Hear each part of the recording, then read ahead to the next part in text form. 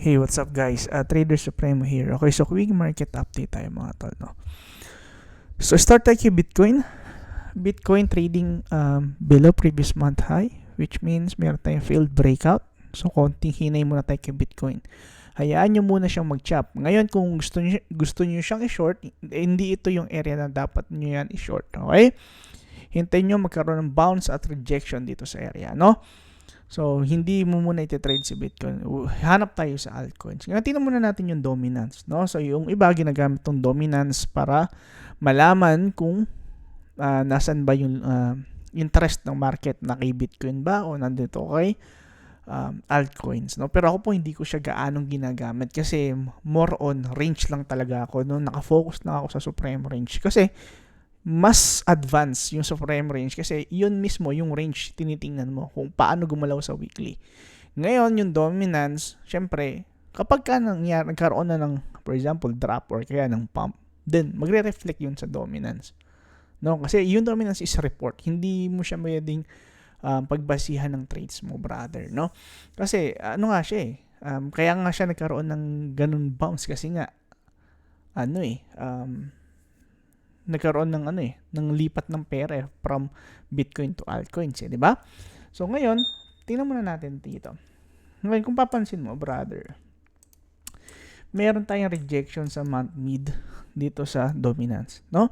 So, indication ba to na possible ito na yung start ng altcoin run? Yes. Yes. Kasi meron tayong breaking ng low. After ng break ng low, meron tayong failed breakout. After ng failed breakout, nagkaroon tayo retracement. Ngayon, successfully nag-retrace. Ngayon, possible, magkaroon na tayo ng new low. Okay? Which means, kapag nangyari yon, mas lalong magkakaroon ng bounce yung altcoins. Okay? So, yung thesis natin na long tayo kay altcoins is tama. Okay? So, alam nyo na kung bakit. Kung bakit ako long ng long. Okay?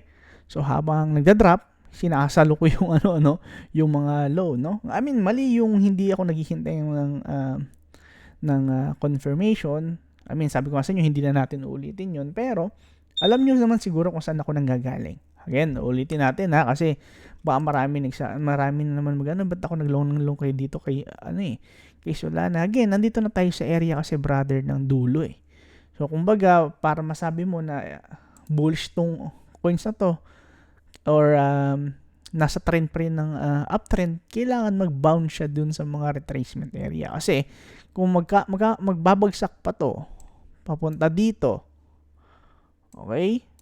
Tapos, tsaka lang siya magbabounce, malalim masyado. Cut na lang tayo ng trade kapag gano'n, no? Muna.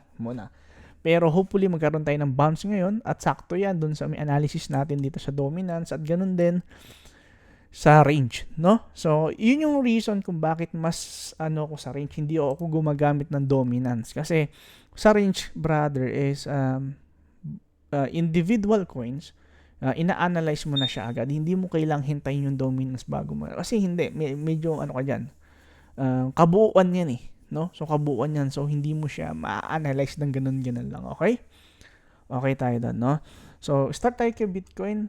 Ulitin ko lang, again, nandito tayo sa below ng month high. So, may failed breakout tayo. Hintayin nyo muna to. Wag muna si Bitcoin kasi possible magkaroon tayo ng drop kay Bitcoin or mag-range lang muna si Bitcoin. Okay?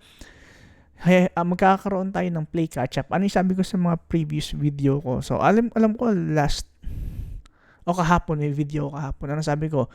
Kailangan mag-play catch-up ng altcoins. Tsaka natin malalaman yung tsaka magkakaroon ng magandang movement yung crypto market, no? Kailangan mag-play catch up or else ibig sabihin lang nun, walang balak may bumili ng altcoins, no? Kailangan mag-play catch up ng altcoins, which is usually talaga January, brother, no? January. Okay? So, konting ingat lang tayo, brother, kasi yung ibang altcoins, hindi pa sila nagre-retrace. Again, yung mga pinapasukan ko is nagre-retrace na. Ibig sabihin, hindi na sila magkakaroon ng retracement sa Q1. So, again, i-guide ko naman kayo, tutulungan ko kayo dyan. Okay, so mag-iingat kayo dyan kapag nag-close yung quarter kasi dyan nagkakaroon ng sobrang laking liquidation. Okay? Ngayon, dahil andito na ako, mag-guide ko kayo, maiingatan nyo yung mga ganong klase ng drop, no? So, masasabihan ko kayo ASAP, no? Okay. XRP. Medyo concern lang ako, brother, dito kay XRP, no? So, okay. 1 second. Check natin tong si XRP. Si XRP, brother, is concerning para sa akin, no? Kasi, kailangan kong hintayin dito. Okay? Kapag nagkaroon ako, o pag nakakita ko ng rejection dito sa area na to, I have to short, no? Pero ano yun, medyo alanganin yun sa may sa analysis natin na bullish yung altcoins, no? Kaya hintayin ko muna, hinay-hinay muna. Kasi kung ako maglolong, dun ako, brother, sa malinis. No, kasi eto, kung titingnan mo, may breaking na to ng lows eh. So may break dito ng lows. Ito ay bounce lang eh. So retracement lang to, sweep lang to, then tsaka drop, no? So ngayon, kung magkakaroon tayo ng continuation, andito yung liquidity, brother, no? Sakto yan, deviation. Then tsaka lang siguro magkakaroon ng reversal. Pwedeng ganun, brother, no? Pwedeng ganun. Kasi kung magkakaroon tayo, brother, ng rejection dito, kailangan mo tong i-short, no? Or hinay ka muna sa long. Hindi porket pwede siyang i-short, gusto mo i-short mo na. Hintay, siguro kung ganyan, ang gagawin mo na lang is, wag mo na lang siguro pasukan ng long. Ganun lang yun, kadali, no? Hintay mo na sa proper area. Kasi, bearish to, brother, no? Yung ganitong klase ng price action is bearish. Pero sabi ko nga sa inyo, malakas yung altcoins kasi yung dominance nga. Yung pera, nililipat sa altcoins kasi nga magkakaroon ng play catch up yung altcoins. Malinaw tayo doon. At kung makikita mo, meron tayong na-form na bullish template sa Monday range, no? So, sabi ko nga sa inyo, stricto na tayong susunod sa Supreme Range kasi last time na hindi tayo sumunod sa Supreme Range, medyo naan tayo eh. Natisod tayo eh. Okay? I mean, hindi naman tayo natisod kasi ngayon sobrang ganda na naman ang ginagawa ng market. Nauna lang tayo ng konti. At meron naman tayong reasons kung bakit natin napasukan yun. So, maganda pa rin. Maganda pa rin, brother, no? Okay. So, ang sa akin lang, sana optimal yung entry natin. Kumbaga, dulong-dulo. Hindi naman kailangan dulong-dulo as long as alam mo yung position sizing mo. Okay. So, ingat tayo dito, brother, sa weak mid. Okay, Solana. Again, sabi ko nga, brother, itong si Solana is nag-retrace eh. Nasa retracement area kasi, brother. Ngayon, sabi ko nga, ito, yung unang analysis ko is bullish tayo dito. Till nagkaroon tayo ng break. Okay, so wala. Nag-drop tayo sa 75% ng monthly na to. Which is pwedeng maging bouncing area, no? So, ang kailangan ko lang makita, brother, is magkaroon tayo ng bounce dito above nito. Okay? And then, boom, no? Kailangan magkaroon tayo ng acceptance above nitong mid area. Okay? Mas magiging bullish kapag gano'n, okay? Papansin mo, ito na yung mga multiple lows, nagkaroon na tayo ng liquidation, no? Kasi ito ay multiple lows yan, low, low, low, low. So, meron na tayong matibay na liquidation. Okay, ito, liquidation to, brother, ng mga long dito, no? So, hopefully, magkaroon tayo ng, okay? Meron tayong bullish template sa lower time frame sa Supreme Range. So, kailangan lang natin ngayon is confirmation na magkakaroon tayo ng bounce, no? So, yun lang. Sobrang linis, brother, nitong Solana, no? Okay? Okay. So, still open pa rin yung position natin kay Solana. Okay. Link, ano ba ang analysis natin kay Link? Ano? So, checking tayo kay Link.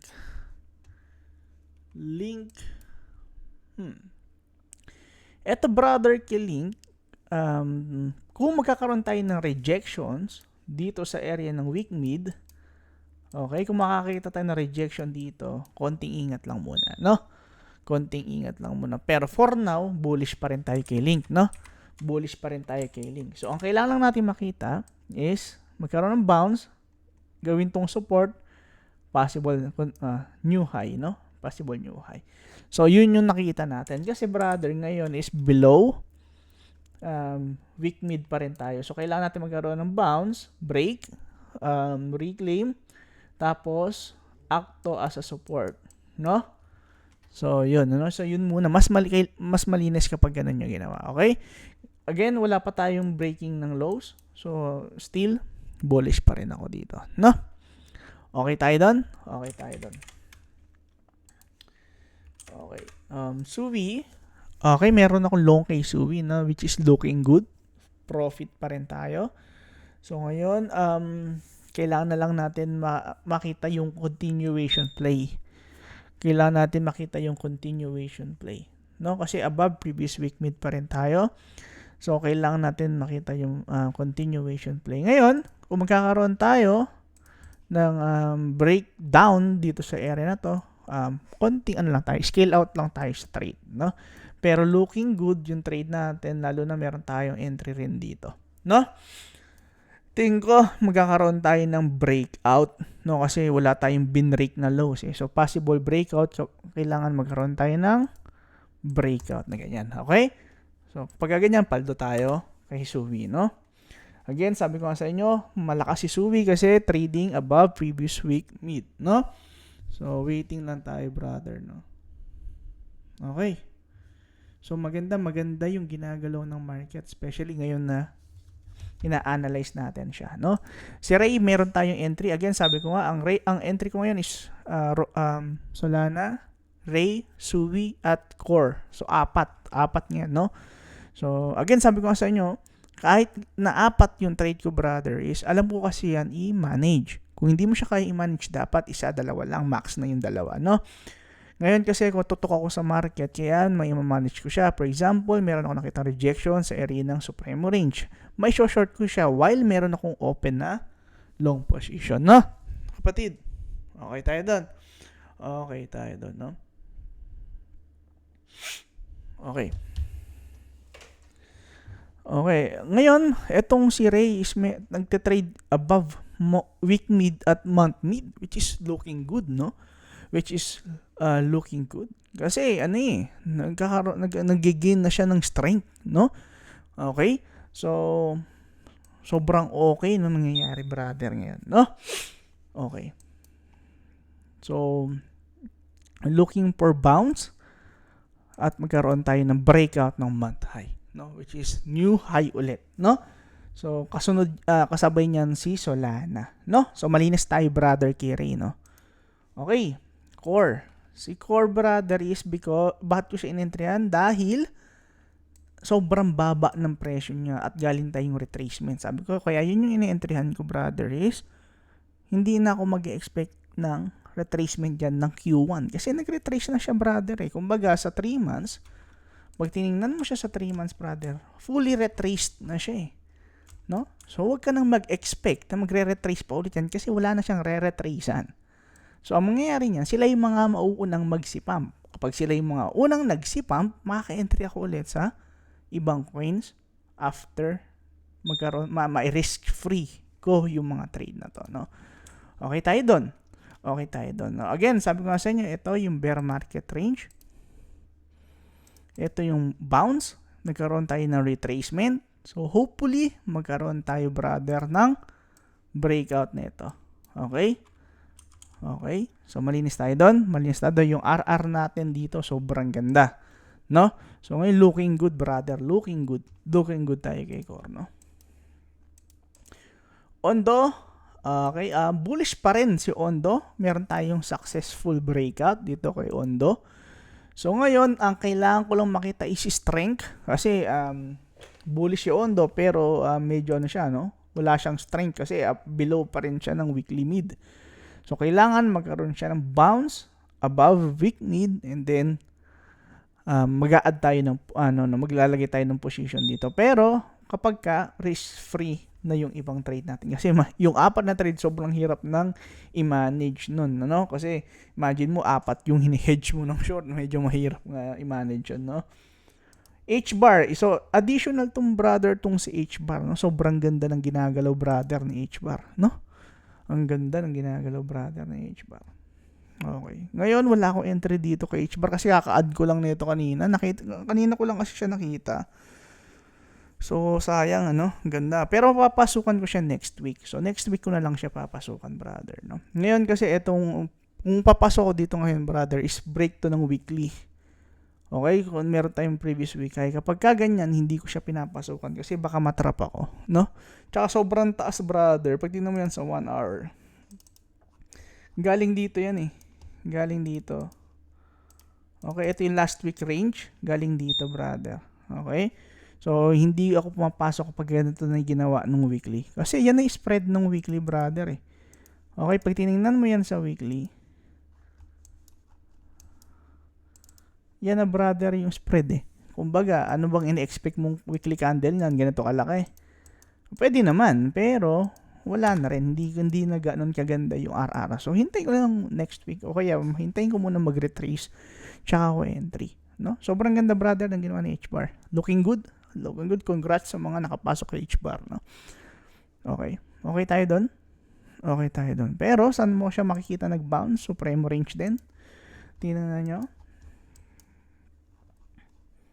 Nagkaroon tayo ng reclaim sa mid. Ano nangyari? Boom. Okay, so kailangan natin magkaroon ng reclaim sa mid area, no? Okay tayo doon? Okay tayo doon, kapatid, no? So malinis tayo, malinis. Okay. Okay, inad ko tong UX link na to, no? Kasi sobrang ganda niya sa weekly. Pero ang medyo hindi ko lang trip sa kanya yung mga ganitong week, sobrang haba ng week pababa. So medyo alanganin tayo doon. Pero looking good siya pag tingnan mo siya sa weekly time frame. No? So, inad ko lang just in case makakita ko ng trigger sa Supremo range. Why not? Diba? Hindi naman tayo namimili ng coins. So, kung ano yung range, kung ano yung pinapakita ng template na maganda, yun yung masusunod. Okay? Okay. No? So, BNB. Okay, BNB kasi, brother, well, looking good. Kasi trading above na siya ng weekly mid, no? Looking good, no? So, kailangan na lang niyang magkaroon ng bounce dito sa weak mid. Kumbaga, etong resistance mag-act as a support, pero looking good siya, no? So, pwedeng reversal to. No? Pwede. Kasi sabi ko nga sa inyo, brother, magpe-play catch up yung altcoins. Diba? Lagi ko siya bukang bibig. Kailangan mag-play catch up ng altcoins. Well, last 2023, January din, brother, yung naging bounce sa altcoins. Okay? Ay, hindi. January 2024 pala, sorry. January 2024, doon nag-bounce yung mga altcoins. No? So, same, no? Same scenario. Okay, FTM. Ang di ko lang trip dito, brother, kay FTM kasi trading siya below ng month high, no? So, ngayon, what if ito ay recovery lang, papunta dito sa month high? So, medyo, okay. Hindi siya free umangat. Kasi meron siyang babanggaan na sellers So, hintayin muna natin mag-settle yung price. Okay? Ethereum, okay, again, same din. Trading below pa rin ng weekly mid. Kaya pag tingnan mo siya dito, wala siyang strength kasi nga trading siya below weekly mid. Okay? So, wala pa siyang strength. So, hindi muna, no? Okay, AVAX, same scenario, brother, tayo kay AVAX. Trading below weekly mid. Pero meron tayong bullish template sa lower time frame or supreme range. So, possible magkaroon tayo ng bounce dito, no? So, maganda, brother, yung ginagawa ng market ngayon. Sobrang ganda, no? So, looking good tayo. Okay, LTC, okay? LTC, nagkakaroon na tayo ng bounce dito sa weekly mid, no? Ibig sabihin, kapag itong weekly mid nag-act as a support na, so, possible magkaroon tayo ng more pumping, no? Okay tayo doon? Okay tayo doon, no? So, ARB below previous week mid, pero nakita mo meron siyang strength, meron siyang bullish template sa Monday range. So, waiting na lang tayo sa tamang entry point, no? Okay, again, sabi ko nga sa inyo, doon ka e-entry sa mga malilinaw sa iyo. Kung hindi siya malinaw para sa iyo, siguro mas maganda kung iwan mo muna siya. Kapag ka-clear na, tsaka mo siya ma-entry yan. Okay tayo doon? Okay tayo doon, no? So, ICP, ganun din, same scenario. So, mukhang magkakaroon na tayo ng bounce, pero nasa week mid. So, looking good. Nasa month mid. So, kumbaga, nasa retracement area ka na. Sa buy area ka. So, ito pa, nasa tayo, no? So, support, no? Okay. So, good. Okay. Kung gusto mo mag-partial entry, or kung spot ka, magandang entry point to, brother, no? So, again, maganda yung template niya sa Supremo range. So, yung proper entry na lang yung kailangan mong hintayin, no? Okay? Theta. Oh, well, Theta looking good, no? Looking good. Again, isa si Theta sa mga binabantayan ko. Si Theta, sobrang lakas niya gumalaw. So, pakita ko lang sa inyo, brother, kung paano siya gumalaw. Oh. Okay? And ngayon, nagkakaroon na siya ng bounce sa mid-area ng monthly. Okay? So, ngayon, tapos meron na tayong bounce din sa weekly mid. Looking good, brother. Looking good. Ngayon kasi apat na yung position ko eh. Ngayon, siguro ang gagawin ko, next week, kung makikitaan ko to ng next week ko siya na yung continuation play, yung iti-trade ko dyan. So, alam na natin yan sa mga nagtitrade na Supreme Range kung paano yung continuation play. Yun, pamigay yun, no? Kung pagka, for example, na-confirm natin na ngayong week ay ang reversal week, ibig sabihin nun, yung mga susunod na week, puro continuation na lang yun. Sobrang dali i-trade nun, brother. So, tinuro ko na yan at sobrang straightforward yan i-trade. Sayang kung hindi mo i-capitalize, brother. No? So, ikaw, Algorand, okay? So, nakita nyo, nag-bounce sa monthly mid. Meron tayong bounce sa weekly mid. Looking good. Looking good. Same din to. Si Algorand, isa din to sa mga binabantayan ko, no? Okay, so yun lang muna, brother, no? Tapos additional analysis tayo bukas nung iba. Kasi sobrang laki na itatry ko siyang bawasan ng mga nakikita kong hindi ganoon kalaki siya gumalaw, no? So for now, sobrang ganda ng ginagawa ng market. So hopefully magkaroon na tayo ng reversal, no? Kumbaga mag-close na siya as weekly green this week, no? So again, meron tayong 4 na long positions. Sabi ko nga sa inyo, kung makakita ko ng mga rejection sa area ng Supreme Range, I have to short, no? Para magkaroon ma-hedge ko yung position ko.